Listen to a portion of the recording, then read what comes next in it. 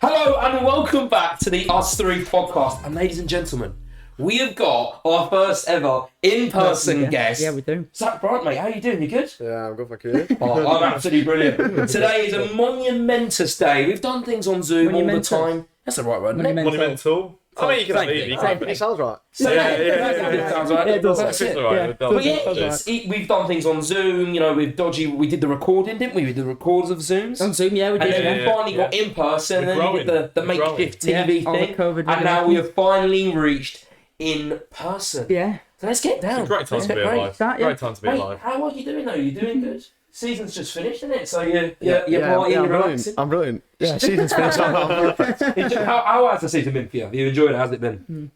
It's been good. It's been a bit all over the place with COVID. Like, obviously nothing's been the same, but we've been all over the place at football. Done well with the 23. He's been on the bench for the first team, so it's been a good year, but need some rest now. I mean, this season's probably been. I mean, it would have been your best season. You've been in and around the first team. How has that been like the experience for that of you? Has it been surreal, especially like the last couple of games? Yeah, it's been a joke. When I was on the bench at the start of the season against Burnley in the cup, and it was mint, but it kind of felt like I'd just been thrown in because it was a cup game kind of thing. Yeah. But as the season's gone on, and I've been in the squad week in, week out on the bench and that, and just training day in, day out with like Phil Jagielka, Sharpie. All experienced. Yeah, Experience in yeah, game, yeah. smart. Loads of years Absolute experience. They're good lads, and it's been good, yeah. Yeah. It's been, I mean, you must be very happy with like your personal performances as well. I mean, you grown as a player getting on the bench. yeah, it would have nice to have got on, but in the 23s I've done really well. I've scored, I've got assists, done what I can. When I've been with the first team, I've trained well, and that's why I got a place on the bench. Has it been disappointing, like not to get into the first team? Like, as in, like, actually start, like, what about that feeling? Because obviously, it's amazing to actually be on the bench, but then not quite getting into the. What is that feeling if you run us through You that? just feel so close. Yeah, not quite there. You want to verge up for next season, though. Hopefully next year when you get there, Hopefully. see how it goes. What's like when you get put on the bench, like, how different is it to sort of playing in the under 23s? Obviously, like, you're not playing in the first team, but like, what sort of experiences do you gain from just being in and around? Like, because I remember, I think you were saying when we last met, or like, I checked you were on the bench against Chelsea in the cup, or whatever, and you're just training next to like Havertz and like Werner. It's like, what sort of experiences do they sort of like give you? It's mental. I've had a few weird moments. The first time I was on the bench in the Prem was against West Brom, I think. And I saw all the West Brom players, thought, it's so-and-so. Yeah. Played with him on FIFA. But I weren't really bothered. Then I saw the ref. Yeah. Oh my days. He's on match of the day. I got so starstruck by the ref. Oh, it was lost. Which ref was it? Is it? I don't even know. I'll tell you which ref. Everyone thinks it'd be the players, and you say, "Oh fuck me!" It's like, And I was just like, oh my god! And I think it was Max Lowe come up behind me. It's like, Brunty, let's go and sit on the bench. I was like, yeah, okay. And, did you speak to the referee? Did you not get a chance to speak after to the him? game, I spoke to him, and I went up and shook his hand. He just said all the best of the rest of the season. I was like, You think it'd be like Pereira or like Sam Johnson, but no, you're just gonna go shake the refs. I was buzzing with that, and then like seeing Big Sam Allardyce on the touchline. Yeah. Mental. Yeah. You've seen some like 23s coach there, and he's there, and then Can you go up in mid games, Sam? Sam. I wish, Yeah. but like, I mean, West Brom aren't the biggest team I've been on the bench against, but that was like the first moment I was a bit like, Yeah. Getting the taste of it almost to start with. What was the moment like when they first said you were going to be in the first team? Like, what was kind of the emotions? Was it joy? Was it like disbelief? What was it? well, against Burnley in the cup, we travelled the day before, and I got told.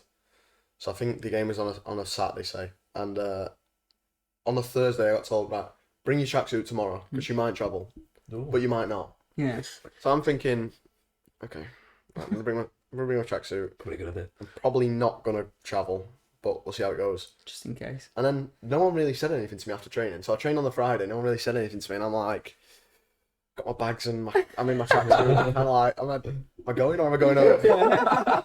I was waiting around, and the lad just got on the bus, and I just started walking on the bus, and the coach went, he goes, "Oh, Brunt, you're not travelling?" I went, "Oh, right." He went, "No, I'm only messing you, are travelling." But I was panicking, and then against West Brom, I thought I had a chance because there was a few injuries at the time. thought this could be. And then I got told the day before and I was absolutely buzzing. And then just like warming up and then going on from being on against West Brom to Chelsea when I was warming up with Havertz. Who else? Werner, Reece James, Azpilicueta. Mental. Like, you know, on TV, these don't look like big guys. Yeah. I'm not the tallest. Like, when you stand next to these guys, like Reece James, an absolute unit. Yeah. And then against Wolves, I was warming up with Fabio Silva. And I'm not Fabio Silva's biggest fan, but like warming up next to him, and they paid like 40 mil, 30 mil for him. Yeah. What the hell? And then the best one was at Newcastle. And I was warming up. And listen, I've watched Ronaldo live, Messi live, and the most impressive performance was Alan St. Maximin. Oh my God, the lads are having nightmares in the changing room at half time. He is mental. Really? He's ridiculous. Like, there was one bit in the game, and the ball falls on the edge of his own area from about 30 yards up. Boom, touch, dead. I think one of the lads went to try and tackle him, went round him, another one went round him, another one went round him. Then he comes up and he tries to play a 1-2 with one of his players, but the guy's offside. So instead of the other guy touching it, he just runs round our player, carries on, and then he was in, and he was unbelievable. But I was warming up with, I think is it Jamal Lowe? Yeah. And he was just having a chat with me, like, the guy's played for Ireland, I think, been at Norwich, and he just... Oh, Jamal Lewis, that one. Jamal Lewis. Jamal Lewis. Yeah. He was chatting with me like I was some established first team player. I'm like, What's the best What's the best interactions you've had with these people? If you could pick out one, would it be Jamal Lowe? Who would it be? I spoke to Jamal Lowe. I had a little chat with Mason Mount. That was pretty sick. That's it's cool. It's not bad. I don't think I can get away from playing Uno with lads at Sheffield on the way to games and that. Nice, that. Just Yeah. It's mint. good the team atmosphere's there, though, isn't it? When you're all together as a team. What was like the half time, going back to what you said about like St. Maximin, when you like go in, like I take it like a lot of the stuff was happening in the first half. What's like the players' reaction just like to like him doing that? He just like... Well, I was out warming up at half time, so I'm not sure what went on at half time, but at full time, one of the lads just went, he is just a cheat code.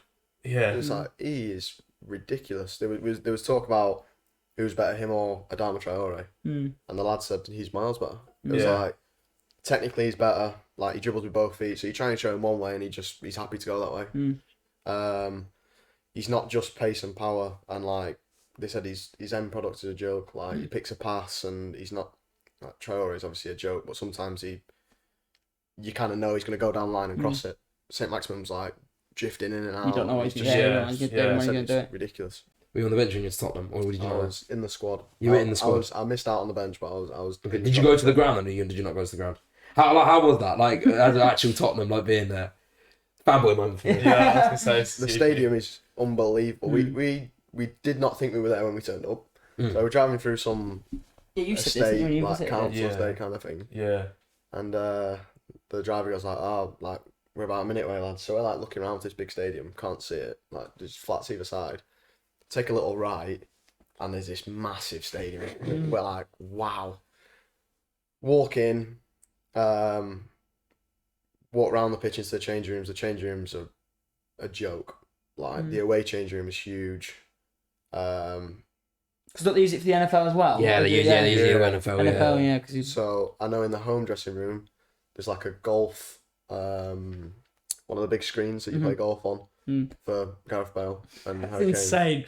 Yeah, Like, mental. Swimming pools in there, the treadmills, just everything. Facilities. The stadium. Walk out onto the pitch. It looked like it'd been cut with scissors. It was a joke. And then the stadium is just it's mental. Did you get to speak to any of the players at Spurs, or did you not get the opportunity to do that?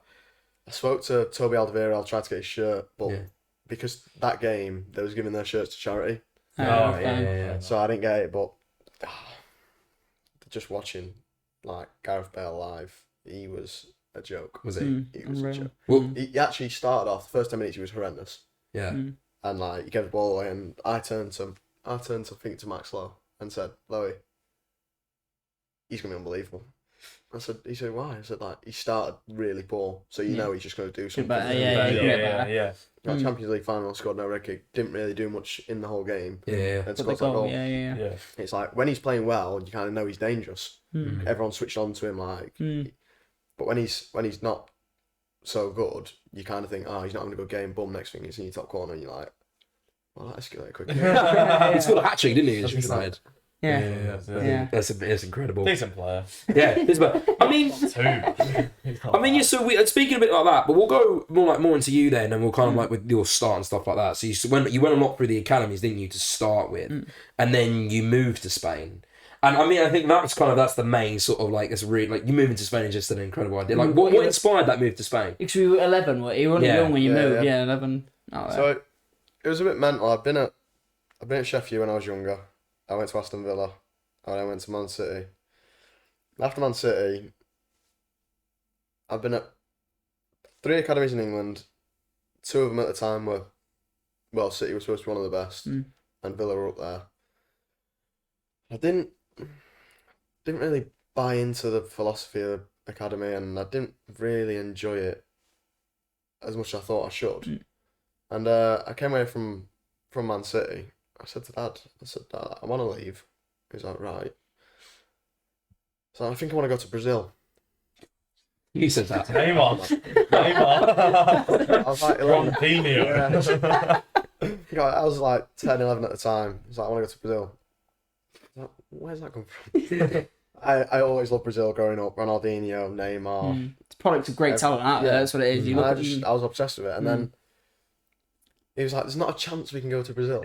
I was like, that's crap. And I thought, don't ruin. I'll sit up a Man City and I'm not too pleased with that. Then I went, yeah, but Spain's close, isn't it?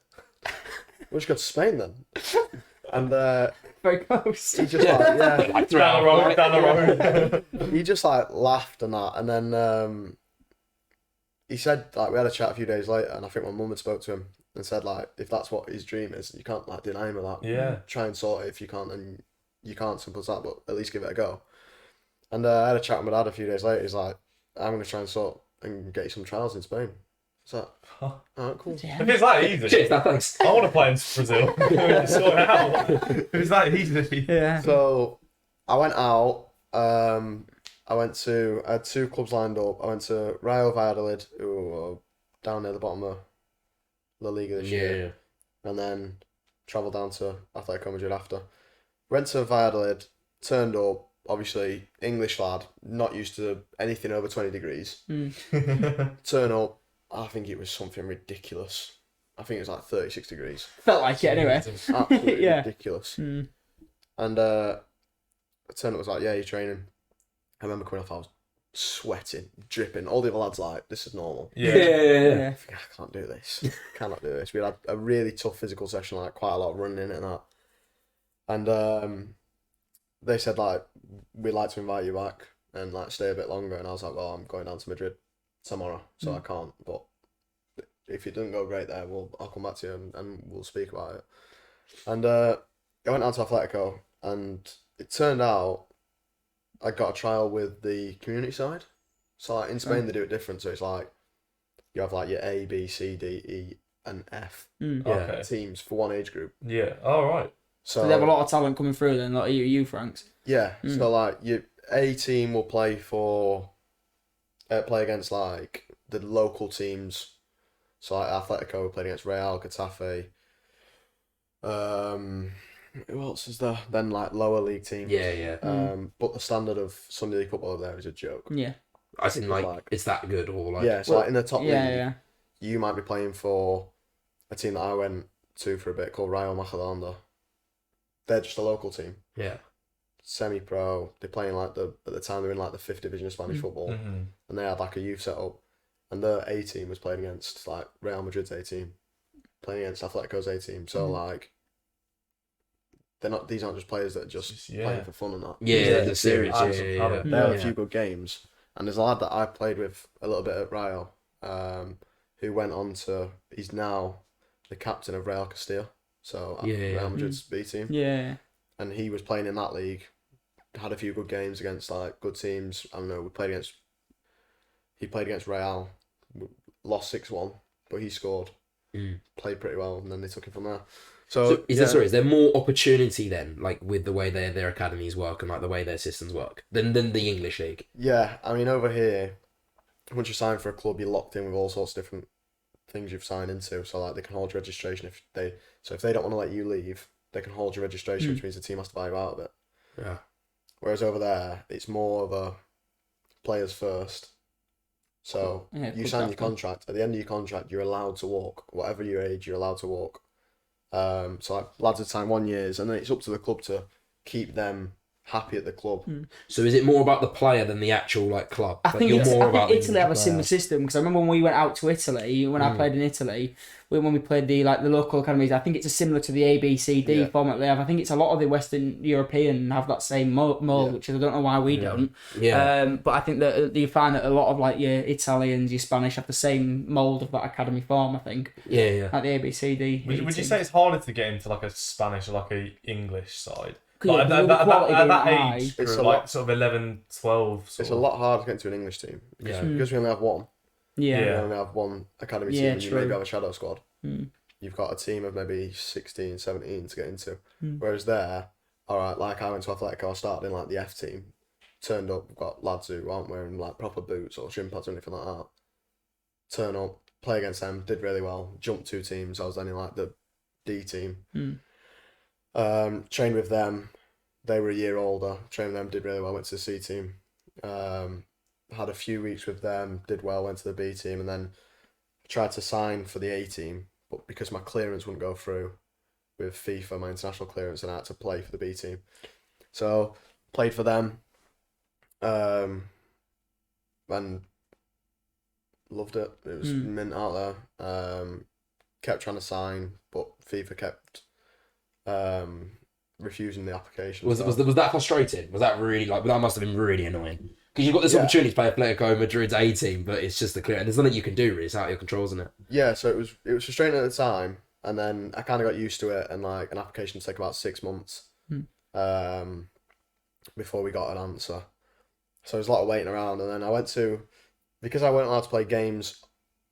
So with the A, B, C, D, E, F team, some aren't affiliated to FIFA, so like they're in leagues, but they're not like registered kind of thing.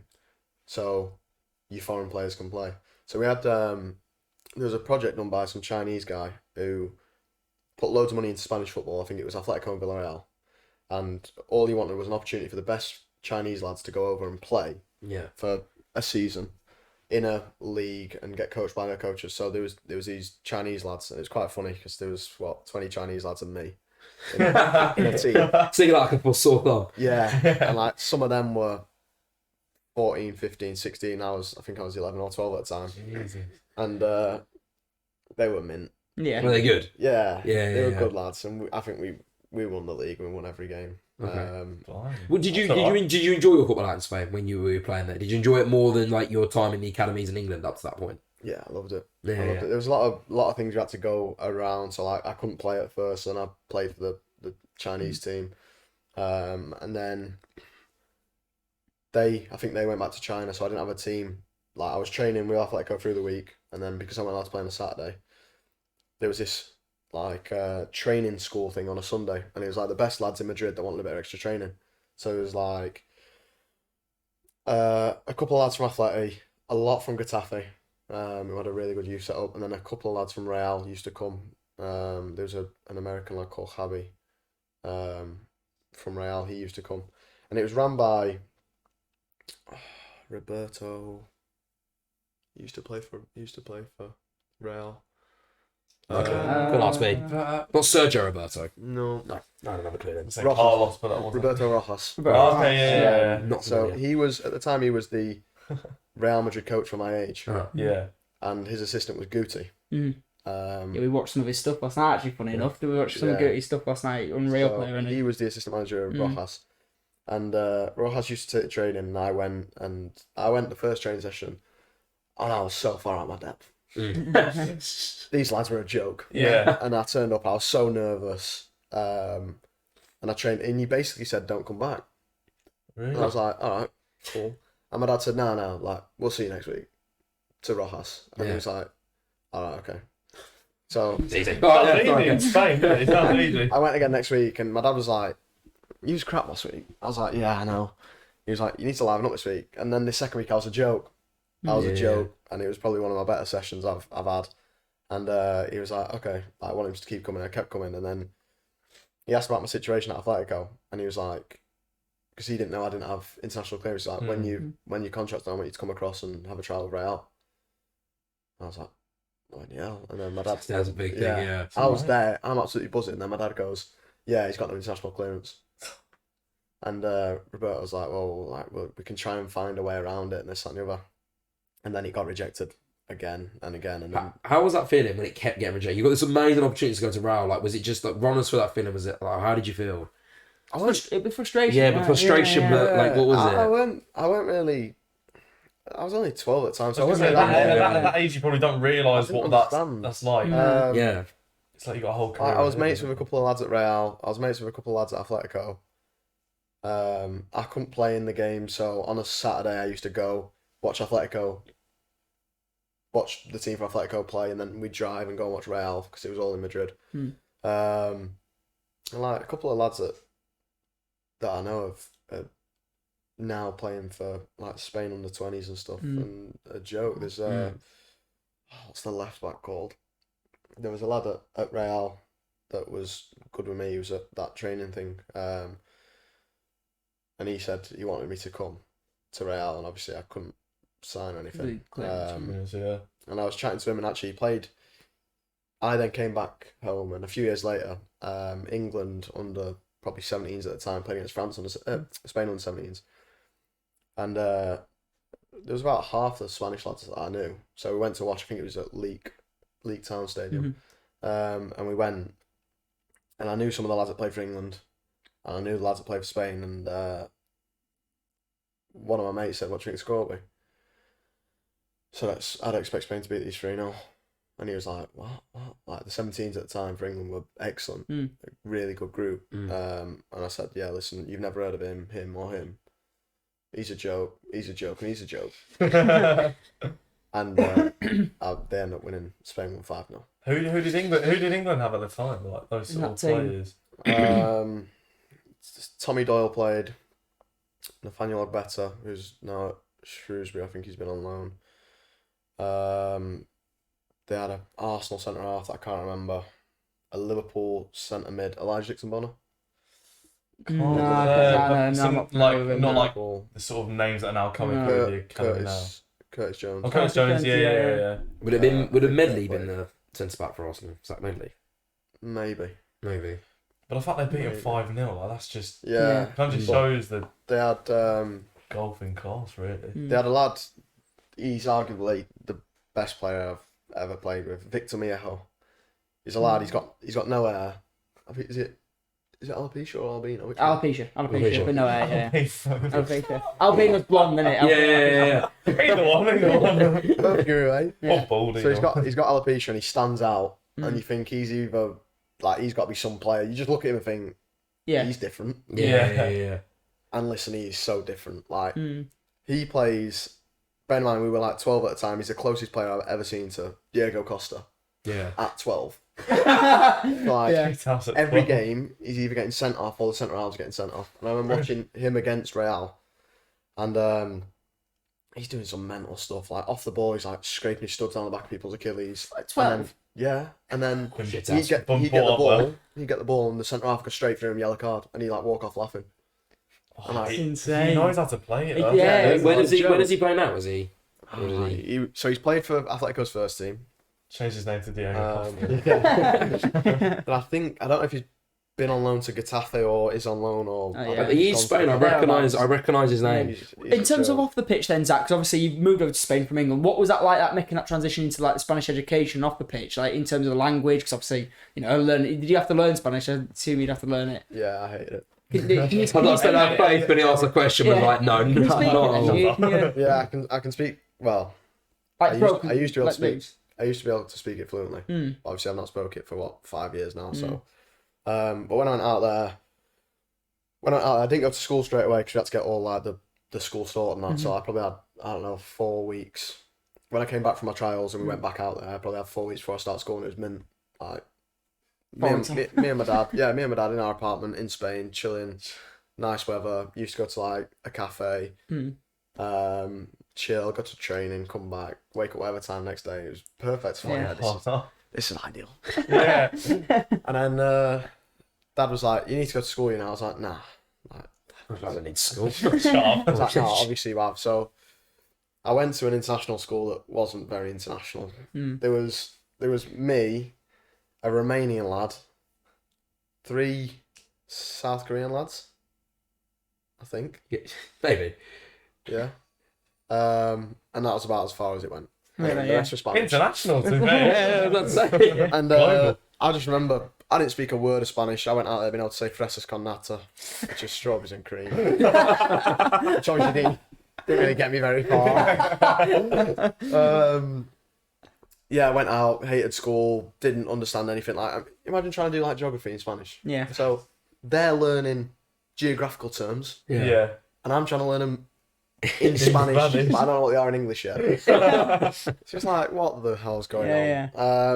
I never used to do any homework. I was gonna say, was it one of those things where it was just like, I know I've got to do it for like sort of like legally, but it's just like, I know I'm gonna probably Not do well. become a Yeah, footballer, yeah. so what's the point in Yeah. trying? I used to sit at the back of, to be fair, I had a couple of teachers that, I don't know if I loved them, or they just hated me. Probably the latter, mate. Probably Probably the that latter. one. They just weren't asked about me, right? Because I didn't care. I didn't want to speak to anyone. Yeah. Like, I didn't want to speak to any Spanish kids. Yeah. I didn't want to speak to the teacher. I didn't want to engage in class. So I used to sit at the back next to the window and count how many cars went past in an hour. What in Spanish? In Spanish or English? No, in English. Not going down. What even is 1, 2, 3 in Spanish? I was gonna Yeah, still banging up 1, 2. And I'd just sit there, and then the bell would go, and I'd go and play football with all the kids, and that was the only. That was real when time you I beat did your it. day, yeah. And then sometimes we used to get taken out of certain classes to go and do Spanish class with the non-Spanish kids. Yeah. And me, Choi, Konu, the Korean lads just used to sit and talk English, and like my Spanish was getting no better. Do they speak good English then? In South Yeah, Korea? fluent in English, and the Spanish was excellent, and they were really studying hard, like Spanish. Yeah. And I was really not studying hard. Are you walking around school going strawberries and cream? So I literally, my school day was going to school, find the Korean lads, have a chat with them, go to my lesson, not do anything in my lesson, break, go and play football, go back to my lesson, do nothing in my lesson, probably have a Spanish lesson with my Korean lads where I speak English. Nice. Have lunch, play football, then have last lesson and go home. Yeah. That was it. And Was that how long were you in Spain for? Were you?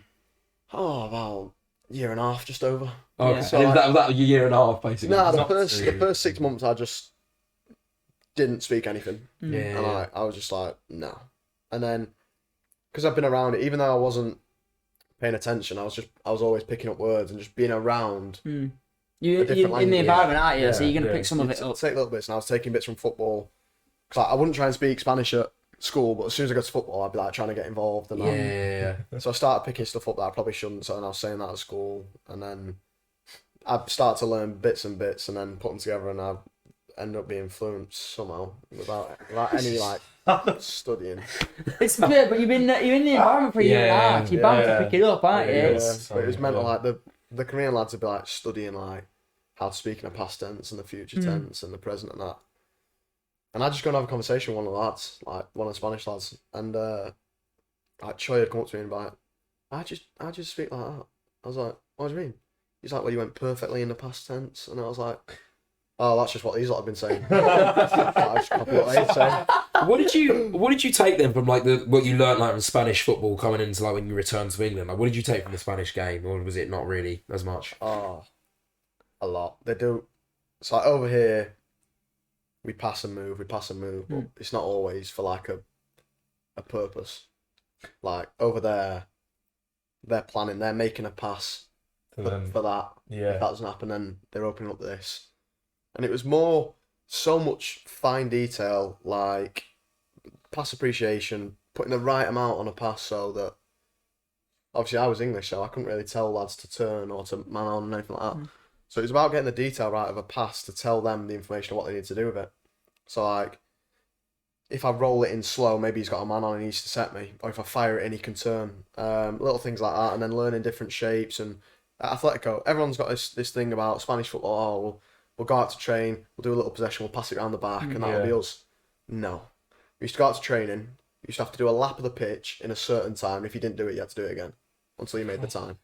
I'm talking, it's not a steady jog. It's quite difficult to get in.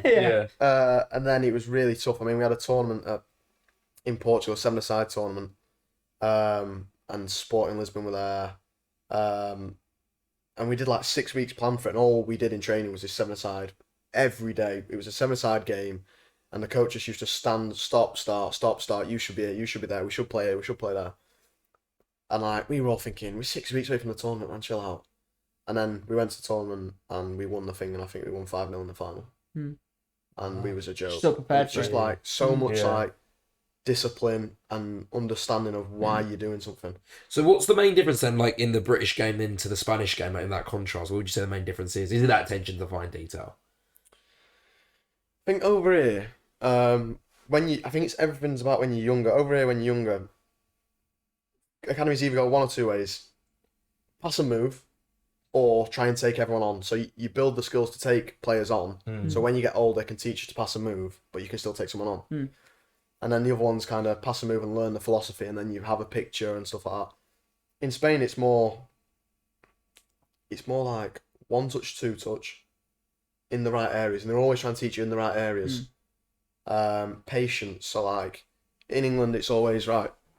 Can we score? Can we score? Can we score? Yeah. They're like, all right, listen, we've got 90 minutes to score a goal. Let's chill out. We have all the ball for 90 minutes. You can't score, so we just need to create one chance and score.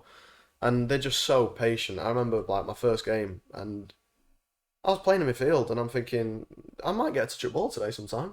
The back four just going like this, and I'm like pulling out a little pocket here, little pocket there, and not getting it, just passing it round. I'm thinking, this is great.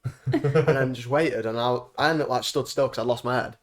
And the centre half fired it into me, turn. I had so much time, and just because like they'd built and shifted the other team about, and waited for like maybe like 3-4 minutes. It's a bit more space for you. I fired it in, I turned, and they're like back fours all over the place, and it was just mental. It's a pretty different game. Which one do you prefer playing in? Then there's like because you're more like an attacking midfielder, aren't you? So like, which one do you think suits you? I think better.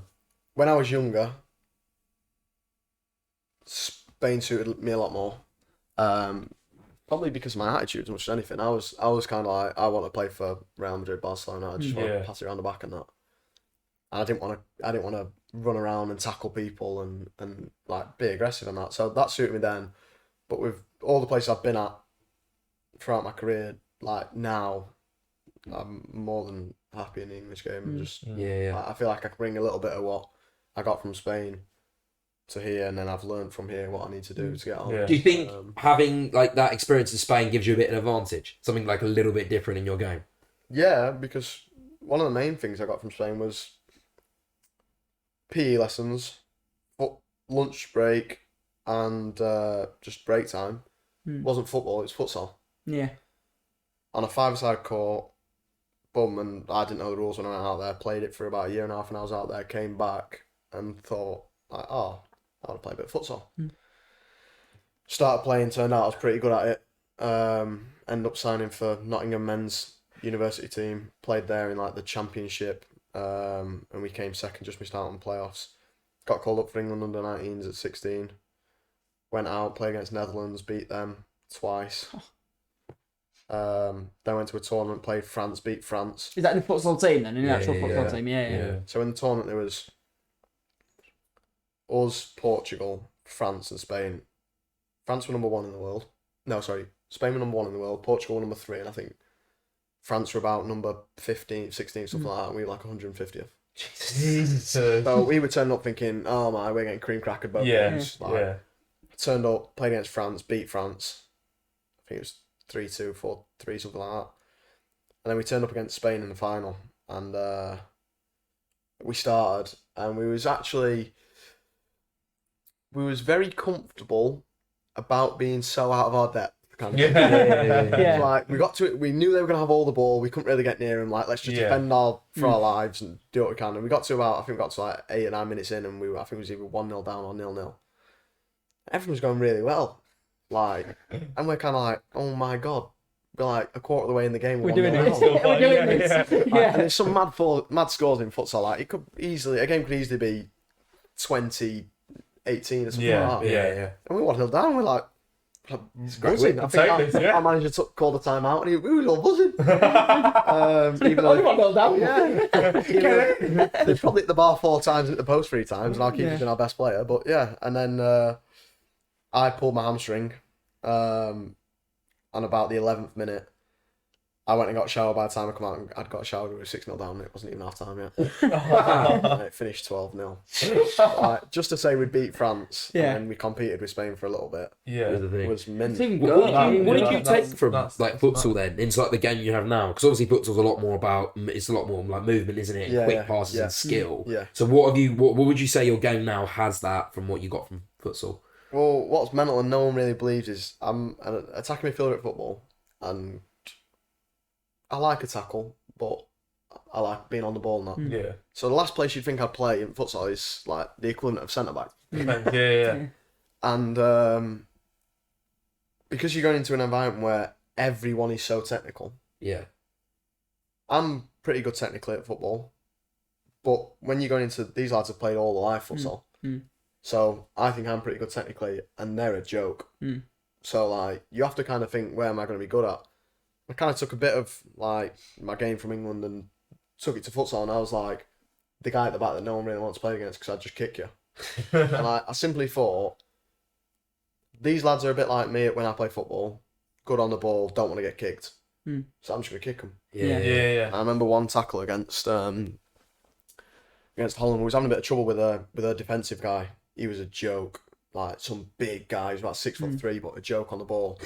Kept playing these patterns, and then he'd step in and shoot from like the halfway line, and these were like zinging past the post. Jesus. And I'm thinking, I've got to get him off this court. Somehow I've got to find a way to get him off the court. And what did you do, Zach, mate? What did you do? Like he stepped in, played it down the line, ran down the line, and I was on the other side of the court. I've got to get there. Yeah. Got to get there. So he's running down the line. I've come across. I think he took a big touch, and I've slid, and I've just nailed him. And you can slide, but you're not really supposed to slide. Oh, so yeah. But I've gone flying, and I've gone into him, and he landed like on his back. Ooh. And like he had to get stretchered off. And I apologised to him at first, and I turned around and looked at my goalkeeper. I was like, get them. Got a chance. Yeah. And that was in the first game, and he turned up we beat him the first game. We was all buzzing. Went back to our hotel room playing ping pong and that, thinking like we're the best team in the world. Yeah. And one of the lads just said, "Oh, what happens if that centre half plays tomorrow? We're going to be in for it again." I was like, "Oh my god." How's he recovered from a stretcher injury? And then we turned up next day, and I seen him in his tracksuit before the game with all the lads, and I thought, "Oh god." He's going to absolutely He's go all right. And then he's going to kill the lads me. came out to warm up, and he was still in his tracksuit. I was like, "That's perfect. He's not playing." So yeah. You got away with one. He got away with it, he didn't play. I was going to say, Otherwise, he probably would have murdered you, probably. Yeah. So 6'3", Holland guy. he's a big guy. He's a big guy. So I had to change my futsal game a little bit. Especially when I went from like, because I was playing for like the adult team at Nottingham, so I was then the younger one, the technical one kind of thing, to go to England where I was still the youngest, but the age group was a lot closer, where I changed my game. So I kind of brought that into football and like little passes and just awareness and playing out of tight spaces and stuff like that. That's what I take. And when you come back to sort of England, then I guess was it Derby you went to next? Was that one of the ones there? Yeah, it was. 'Cause I think we read up on like one of the articles. It was like there was a massive problem there because it was like other clubs would have to pay like £150,000 for like for like a 15-year-old. And was that the thing you were talking about? Was the contract thing earlier? Because you didn't. We read up and didn't you do a thing with BBC where you said that no one would pay 120 grand for a 15-year-old, which you were right because that's an extortionate amount of money for a 15-year-old lad. Yeah. And then you dropped down to non-league. So yeah, you were gonna say, John. Well, I was just saying like what's that like at that time? So what was your time like at Derby? And being in that situation, almost being a 15-year-old in a sense worth £120,000. What's that in a sense like? It was mental, but it wasn't the first time I've been through it. When I was it was a little bit different. When I was at Villa for 2 years, and then Man City bought me, so that took time to go through. But it was the same thing that Villa didn't want me to go, City wanted me, so then they had to buy me out of my contract. So it was the same thing, just I didn't have a team on the receiving end that wanted to buy me yet. So the time at Derby was really good. Enjoyed my first year. Second year, we started doing a lot more gym and a lot less time on the pitch. And I just started enjoying it less and less. I didn't really want to play anymore. And like I come home from training, Mum would be like, "How was it?" I like, didn't enjoy it. So I said I wanted to leave. They said, "We don't really want you to leave." I said, "Listen, I want to leave." So they said, "Well, we're not like tearing up your contract. We'll hold your registration, and like if you want to go, a team's got to pay for you." So I then went on trial to, I think it was Arsenal first.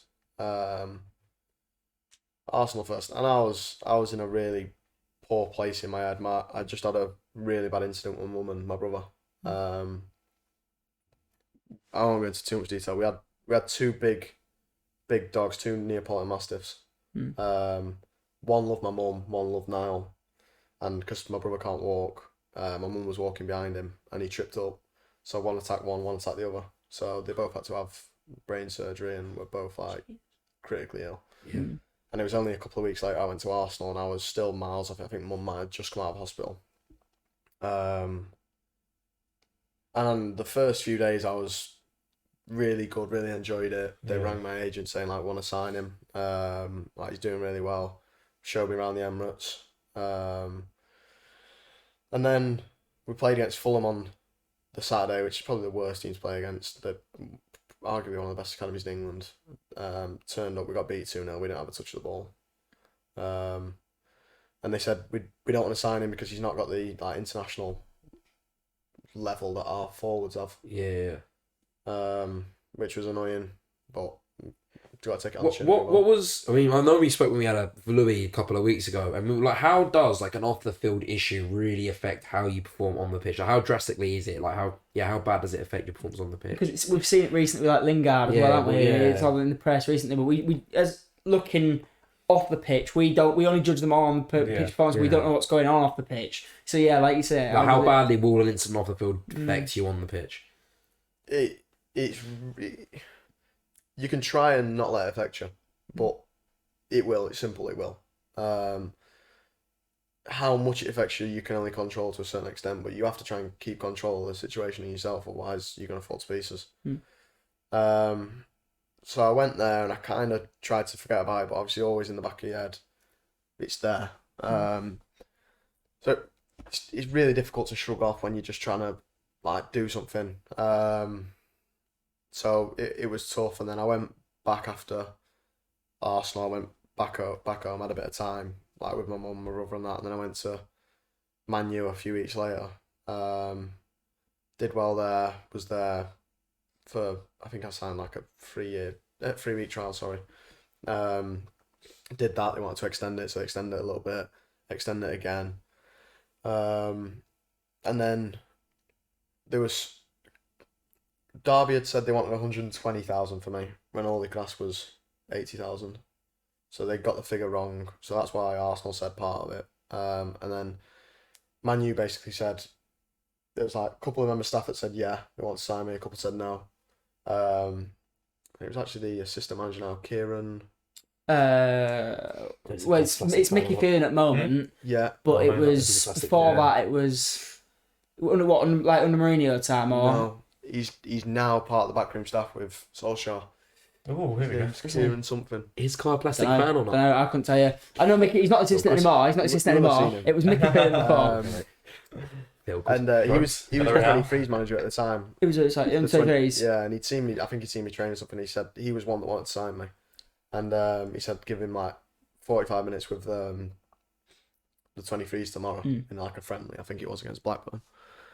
And or Burnley, I think. And I come on and I did pretty well.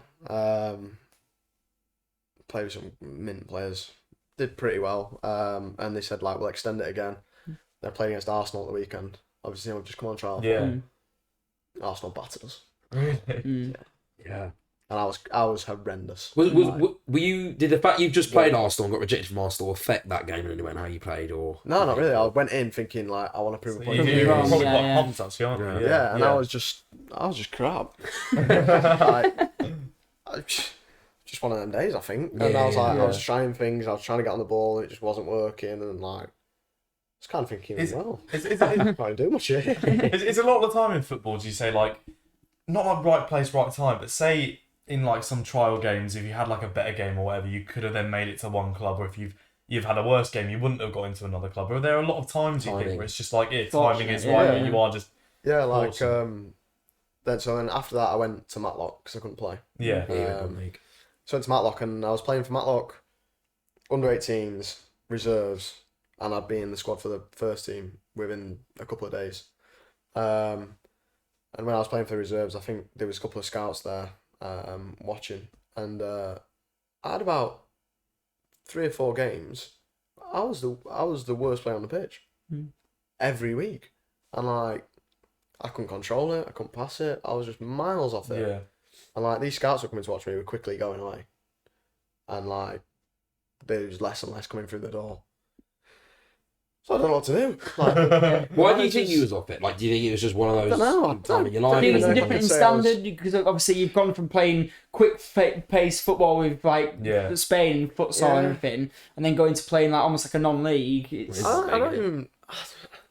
I'd actually, when I first got there, I actually played well. I had quite a few games, and it was just like a month where I was just crap. And like, I don't know whether I was growing and I was like, didn't know where my legs were, and like, I weren't playing passes right or whatever, but I just don't know, I was crap. And then I started to regain my form a little bit, and I had a few trials set up. I went to Leicester.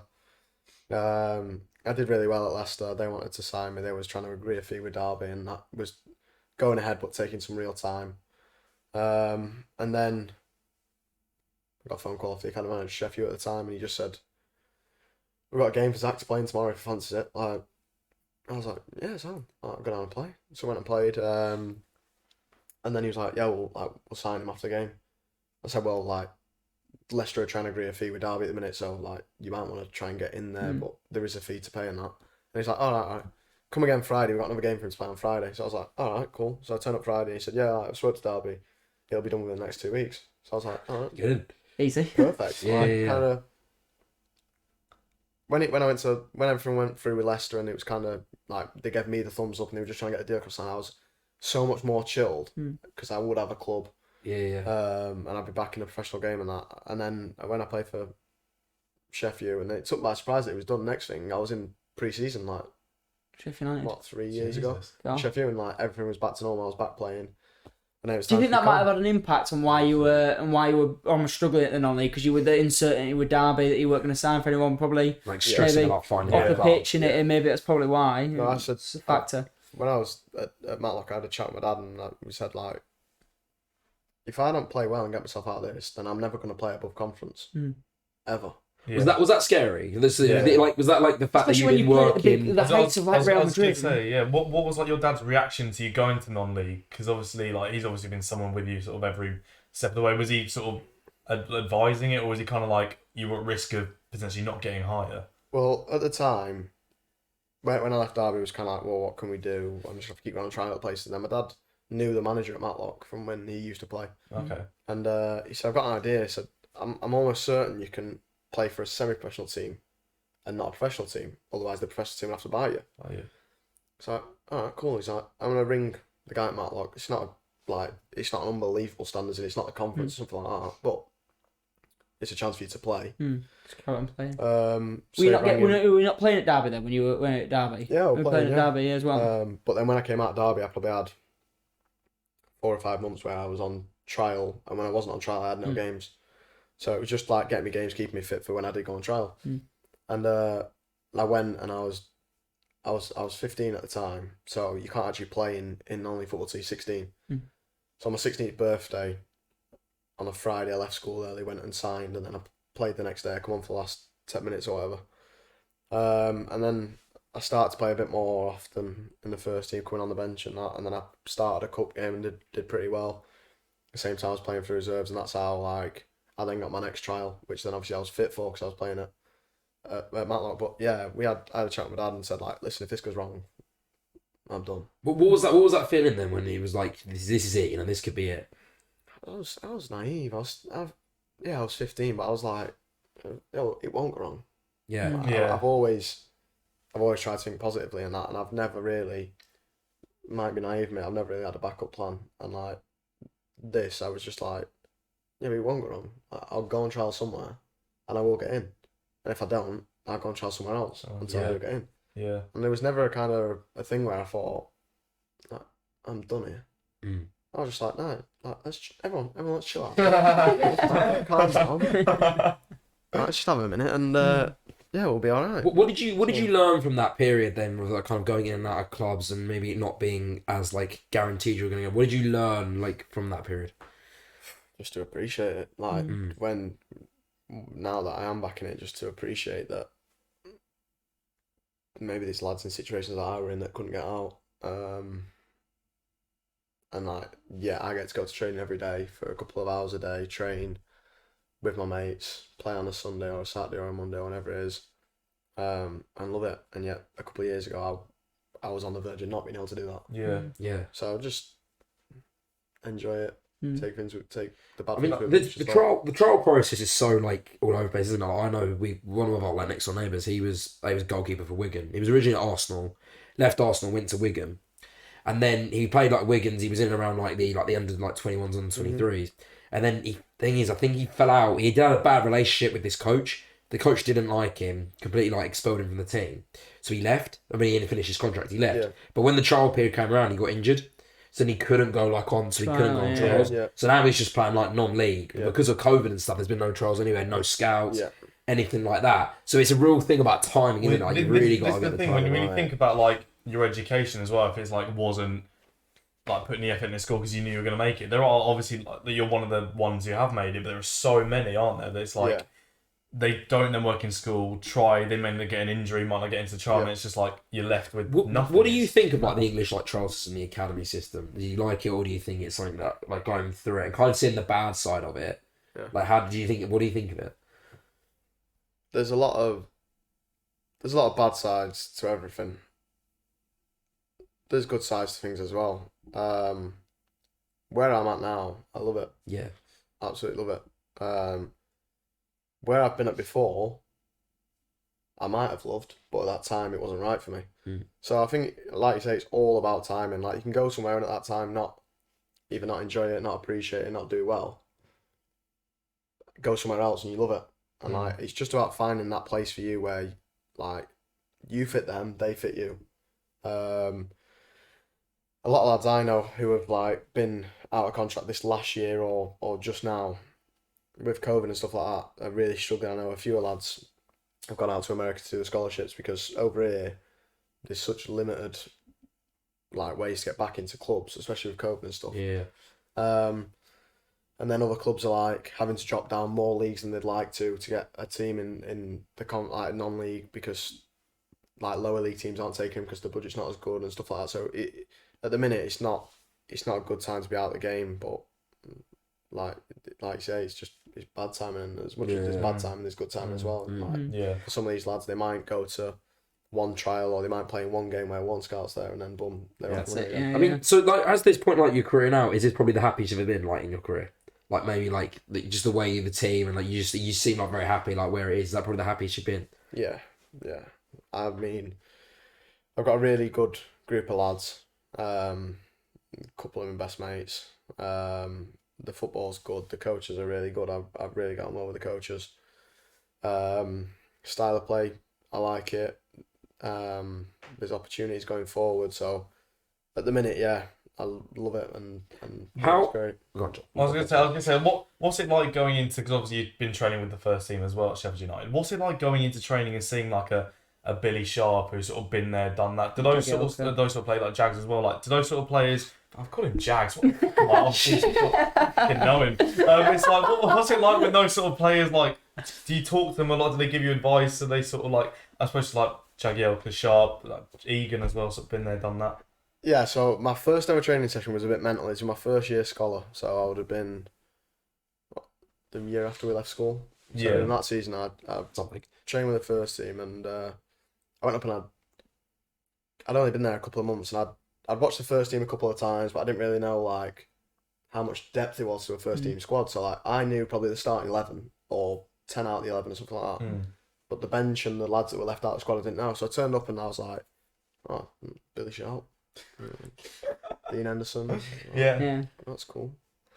And then, Not quite Mike D. But... then like, there was lads, and I didn't really appreciate like everything these guys had done in the game until you actually think about it. And I think I went home that night and I was searching like Billy Sharp on my phone. Yeah. Oh my god, look how many goals he scored. Yeah. And it's mental. And obviously, the more I've trained with them since then, so like the past 3 years, the more I've got involved in the group. And now like it's a really good group. I can talk to Jag, Sharpie, Eags, Flecky, Rammers, really anytime I want. Like if I need any advice, anything. We've got a little group, a little card group. So there's the big dog card group. Yeah. Which I'm not in. You know, who is in that? Who is in that? Who is in that? Jags, Rammers, Dave McGoldrick, Ollie McBurney. They're the big dogs. Any opportunities to get promoted into that soon or not? Don't think I'm financially ready.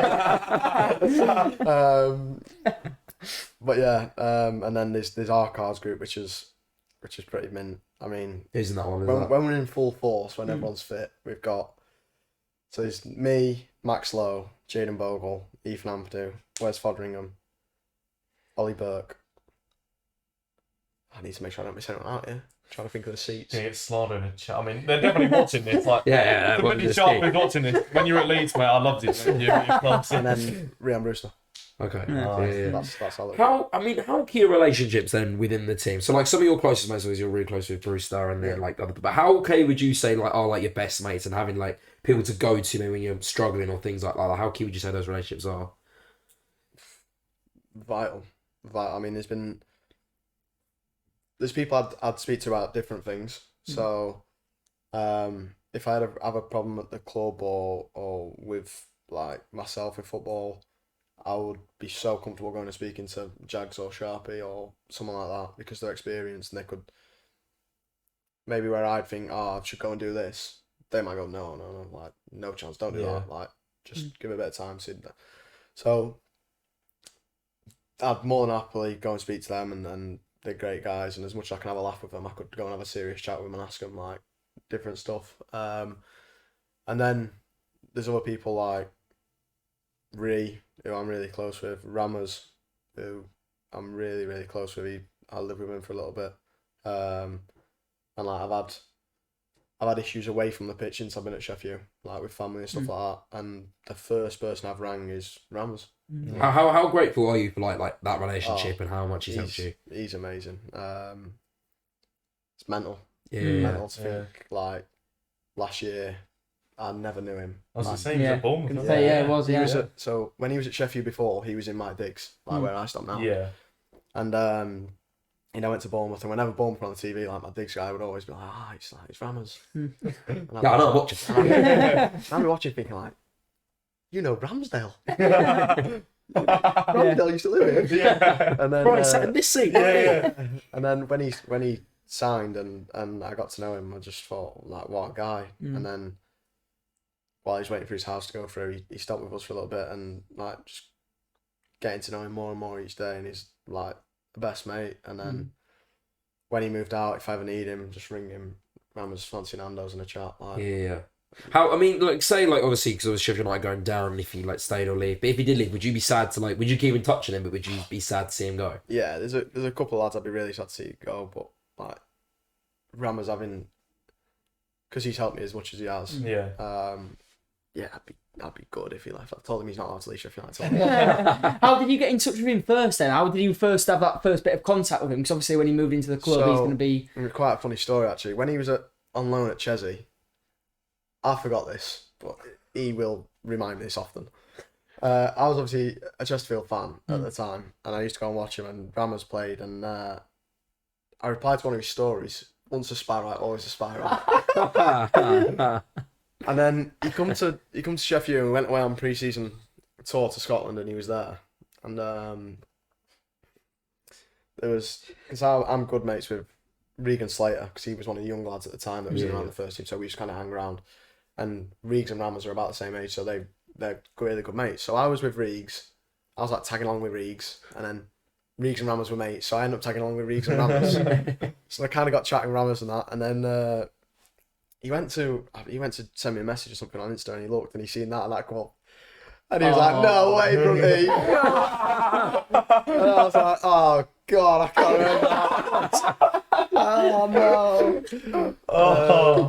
And then that pre-season tour got chatting with him and that, and then because he'd been in Bournemouth so long, he'd come round to see my Digs people and that, and then end up coming and just. What a guy. At least it was a positive message and not on slagging him off. Yeah. You're sure off, mate. You're shit. That would have been terrible. What was it? He might have been there. He might have just deleted it. By the time recording this, like the England squad had been released, and like he's obviously been in the provisional squad. Did you speak to him yesterday, Master? Yeah, I call messaged him or anything? I messaged him yesterday, and I just put. Was it like once a 3 lines, always a 3 lines? Not again. Never again. He's never getting a message like that again. No, I think I put like just seeing the England thing, like congratulations, mate. It's mental, innit? You're actually a bit of a joke. Yeah. And he was like, cheers, bud. Yeah, it's mental, and I don't know if you expected it or not, but like, I personally think, especially, he's had a lot of criticism this year, but especially since Christmas, he's been. He was your player of the Super season. Season, player of the season, Yeah. For me, since Christmas, he's one of the best goalkeepers in the Premier League. Yeah, I That's remember. a big statement to say we're bottom of the league, but when we've lost 3-0, it could have been 8. That's what I mean. It says a lot when Yeah. you player of the season, when you finish bottom of the league, he's your keeper. Yeah. That says a hell of a lot. When he's been player of the season 2 years in a row. Yeah, I it's think a I hell of a watched lot. like match of the day because the final game was against Burnley, was it? The final game, and he was like outstanding, mate. So many saves. Joe, there was I think the last 3 or 4 weeks he's made a save in each game, and you think like, what? Yeah. Like the one against Newcastle, Shelby's header was ridiculous. He's about less than 6 yards out. Yeah. Was that away Put some from real away from power. home? Yeah. Yeah. And he gets an arm to it, and he ends up going back up in the air, and we'd clear it. It's mental. He made one against who was it against? It was at home, and I can't remember. And anyway, they put a cross in, and he heads it down, and Ramos is like moving the wrong way. He still gets down to it and saves it. And it's mental. And he made a few at Burnley that were a joke, and yeah, he's flying. Good. What about then, like your relationship with him, Brewster? Then, because you're similar, you're both the same age, right? Aren't you? Or is he a bit I think older? he's a year older. He's a year older. Okay. Like, how did that one come about? Because obviously he's like got bought. So it was a little bit mental, and I didn't really expect it. So he came in one day. We was doing pre-ab, so like before training, just like stretching and warming up and that. And he came in, and it was the day he signed. And he came in, and I think what was he wearing? I think he was wearing like a Gucci. Big time. Body warmer or something. And he walked in, and I thought, oh my god. Don't mind his coat. Didn't really take in mind who it was. I was like, yeah, some coat that. And he'd come over. And one of the coaches went like, Brunty, this is really Brunty. He was like, he'll be the one setting you up some goals in a few years. And I was like laughing like, yeah, all right. And then, I was like, I really like that coat. It's a really nice coat. I was actually thinking, can I have that coat again?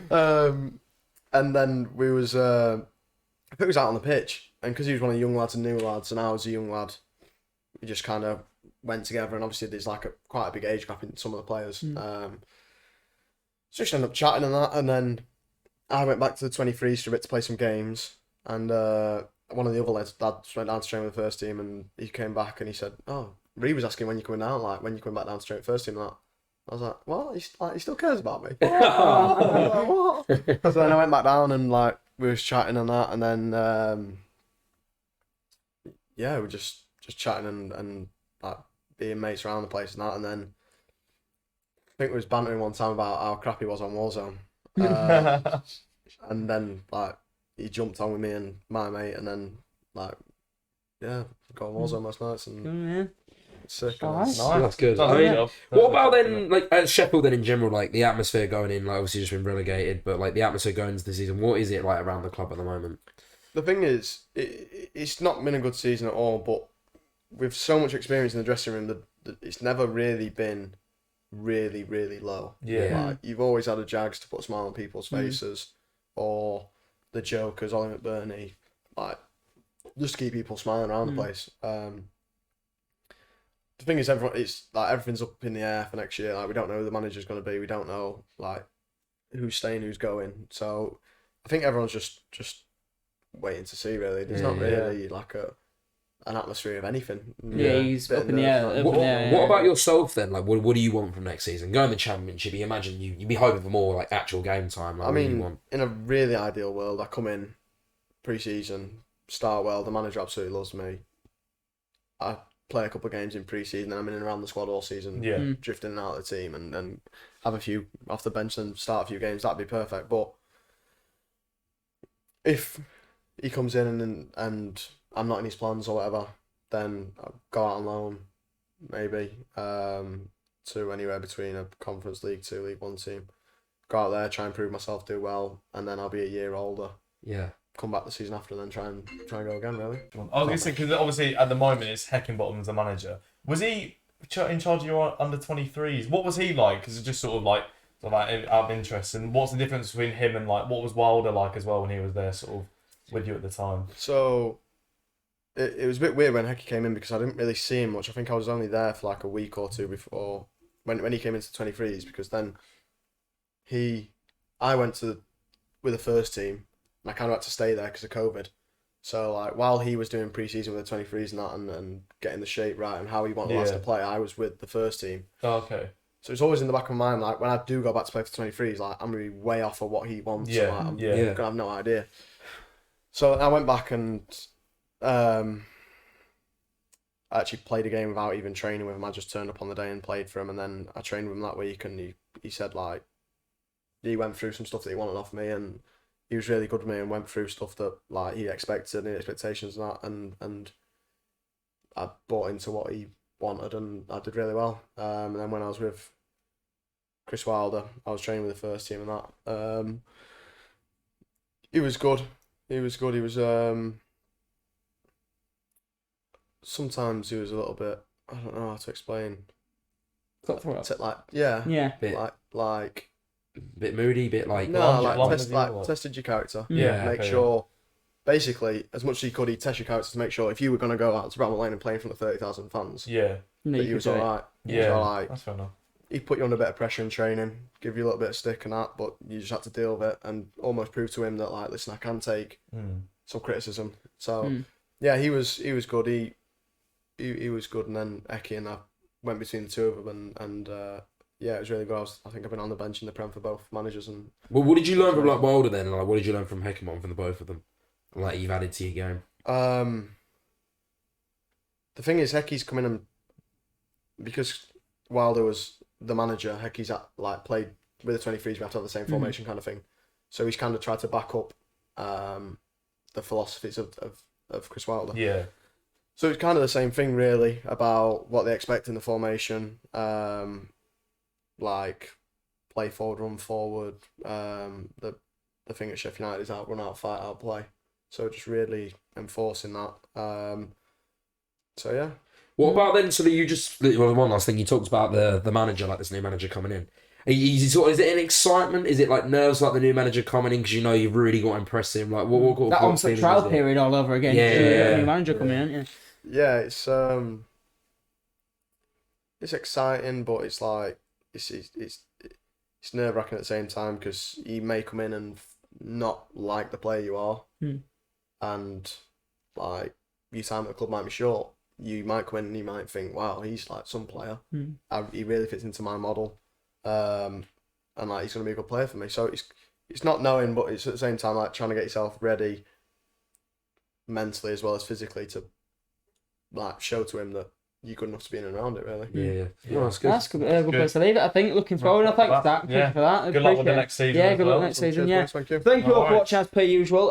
Zach's socials will be down in the description. Thank you all for watching. Please like and subscribe, and goodbye.